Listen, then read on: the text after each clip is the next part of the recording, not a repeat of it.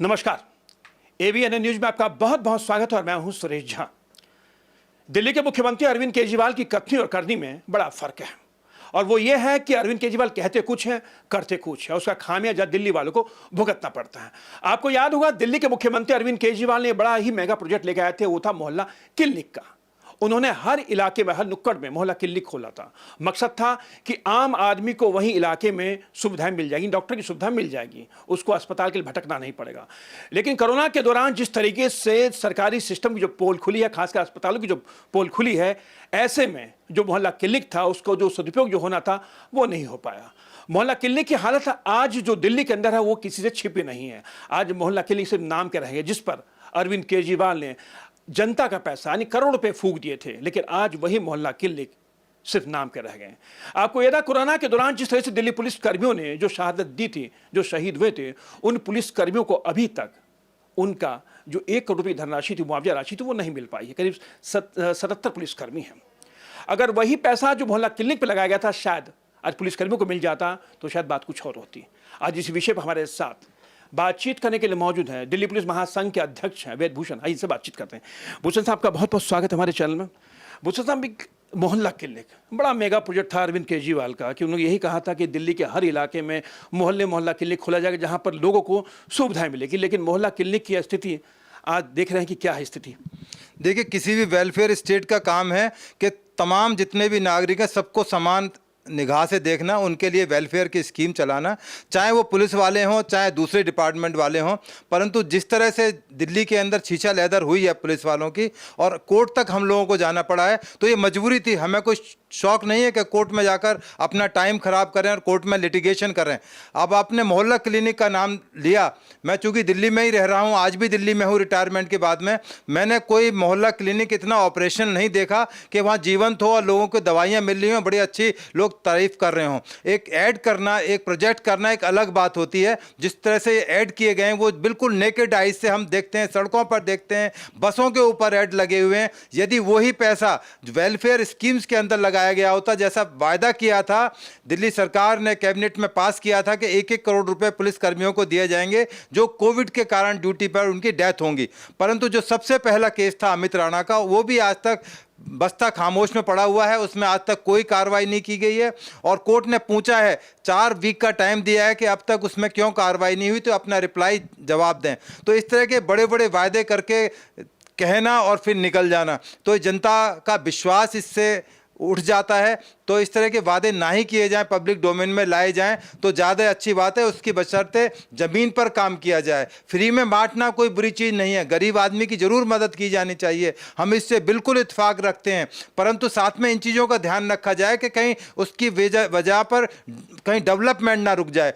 पहले वायदा किया गया कि दिल्ली को हम सिंगापुर जैसा बना देंगे, दिल्ली को हम जो है लंदन जैसा बना देंगे। अब मुझे लग रहा है ये पूरा एक झुग्गी क्लस्टर और एक उस स्लम के बीच की चीज बनती जा रही है। कोई डेवलपमेंट नहीं है, कोई आपने अच्छी बिल्डिंग है जैसे राजधानी का स्वरूप होना चाहिए, वो राजधानी धीरे धीरे लुप्त होती जा रही है, खत्म होती जा रही है। केवल लुटियंस जोन को छोड़ दिया जाए, बाकी दिल्ली के अंदर खासतौर से यमुना पार के अंदर जो आउटस्कर्ट्स हैं उनमें देखा जाए किस तरह से पुलिस वाले रह रहे हैं, किस तरह के सामान्य नागरिक रह रहा है, उनका जीना भारी हो गया है। ये स्कीम केवल कागजों में रह गई हैं और इसके जब परतें खुलेंगी, जब इसकी जांच होगी, जब दूसरी सरकारें आएंगी, तब आपको पता लगेगा कितने बड़े घोटाले इसके अंदर निकल के आएंगे। जिस तरह से ऐड पर पैसा बहा जा रहा है, पानी को लेकर पैसा बहाया जा रहा है और जो दूसरी स्कीम्स बनाई जा रही हैं जो केवल ख्वाब बन के रह गए। अभी जो वैक्सीनेशन का प्रोग्राम चल रहा था, ये उम्मीद जगाएगी कि हर कॉलोनी के अंदर वैक्सीनेशन सेंटर होंगे जहां आपको वोट डालने का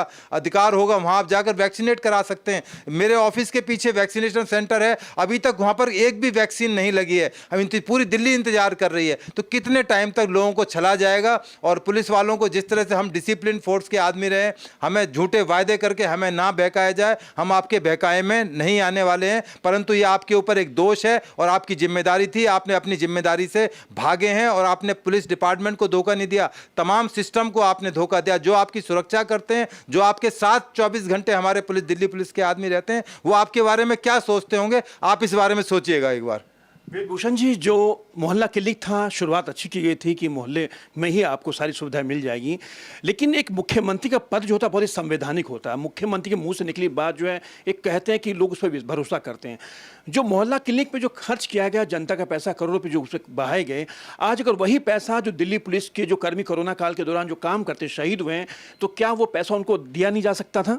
बिल्कुल दिया जा सकता था, उनको अच्छी फैसिलिटी दी जा सकती थी जहां पर वो हॉस्पिटलाइज थे, पर उस बारे में ध्यान नहीं दिया गया। अब मुझे नहीं समझ में आता कि अब दिल्ली सरकार का पुलिस के साथ 36 का आंकड़ा क्यों है। केवल उनकी एक ही शिकायत है कि पुलिस हमारे अंडर नहीं है। यदि आज पुलिस उनके अंडर में आ जाए तो मैं बिल्कुल विश्वास नहीं, मुझे पूरा यकीन है कि इस डिपार्टमेंट का भी वो बेड़ा गर्क हो जाएगा। जैसे दूसरे स्टेट के अंदर पुलिस एक कठपुतली बनकर रह जाती है, पुलिस उनकी उंगलियों पर नाचती है, एक एक एमएलए वहां का एसएचओ डीसीपी की तरह व्यवहार करता है। कम से कम ये राजधानी बची हुई है, कम से कम यहाँ कुछ लॉ एंड ऑर्डर मेंटेन है, तो इसलिए है क्योंकि इस तरह के लोगों का दबाव उनके ऊपर नहीं है। दिल्ली पुलिस पूरी तरह से यूटी के अंडर आती है, होम मिनिस्ट्री के अंदर आती है, तो इतना दबाव नहीं है। यदि इस तरह के लोगों को जो केवल ख्वाबी पुलाव बनाते हैं और दिखाते हैं, प्रोजेक्ट करते हैं, यदि पुलिस डिपार्टमेंट गलती से इनके अंडर आ जाए तो क्या हाल होगा, आप सोच से बाहर है। दिल्ली की जनता घबरा जाएगी, डर जाएगी, जो क्योंकि इनके क्रिमिनल जो इनके एमएलएज हैं उनका तो खुद क्रिमिनल रिकॉर्ड है। 48 एमएलएज ऐसे हैं जिनके खिलाफ मुकदमे दर्ज हैं। तो आप सोचते हैं कि क्या वो पुलिस को हमेशा अपनी जेब में रखना चाहेंगे, अपने हिसाब से चलाना चाहेंगे? ये शुक्र है कि पुलिस इंडिपेंडेंट है और अपना अच्छा काम दिल्ली पुलिस कर रही है, जिसके लिए दिल्ली पुलिस जानी जाती है। मेरा अंतिम सवाल है आपसे कि मोहल्ला क्लिनिक पे आम आदमी का पैसा खर्च हुआ, यानी दिल्ली की जनता का पैसा खर्च हुआ है, जो हम टैक्स देते हैं, उस पैसे की अरविंद केजरीवाल ने बर्बादी की है। क्या आपको लगता नहीं कि इस मामले की, क्योंकि जो मोहल्ला क्लिनिक है वो आज सबके सामने आ चुका कि मोहल्ला क्लिनिक के नाम पे जो लूट मची है, क्या आप भी दिल्ली पुलिस सिस्टम में रहें, काफ़ी समय सिस्टम में रहें, क्या इस मामले की गंभीरता को देखते इसकी जांच नहीं होनी चाहिए? इसकी जांच होनी चाहिए। जहां से इसकी शुरुआत हुई है, जो कॉन्ट्रैक्ट दिए गए हैं, जो कंस्ट्रक्शन कराई गई हैं, डॉक्टर्स अपॉइंटमेंट कही हैं, इसके लिए दिल्ली पुलिस नहीं, एक सीबीआई की जांच होनी चाहिए, क्योंकि एक बहुत बड़ा स्कैंडल है। इसके अलावा बहुत सारे स्कैंडल ऐसे हैं जो पब्लिक डोमेन में धीरे धीरे आ रहे हैं, और इनकी जांच आज नहीं तो कल जरूर होगी और सत्य सबके सामने आएगा। चलिए सर, आपका बहुत बहुत धन्यवाद। ये थे दिल्ली पुलिस महासंघ के अध्यक्ष वेदभूषण, जो हमारे साथ बातचीत कर रहे थे। मोहल्ला क्लिनिक अच्छा नाम था, काम भी अच्छा था, लेकिन दिल्ली के मुख्यमंत्री अरविंद केजरीवाल ने जिस तरीके से मोहल्ला क्लिनिक की जो शुरुआत की थी, और आज उसकी दुर्दशा है, वो कहीं ना कहीं एक बहुत बड़े घोटाले की ओर इशारा करती है। तो कहीं ना कहीं जांच होनी जरूरी है। और दिल्ली पुलिस के वो जवान जिन्होंने कोरोना के दौरान काम करते हुए अपनी जान गंवाई थी, और उनका हक का पैसा ना देना, ये बहुत ज्यादा खलता है। कैमरा से राहुल के साथ सुरेश झा, ABN न्यूज, दिल्ली।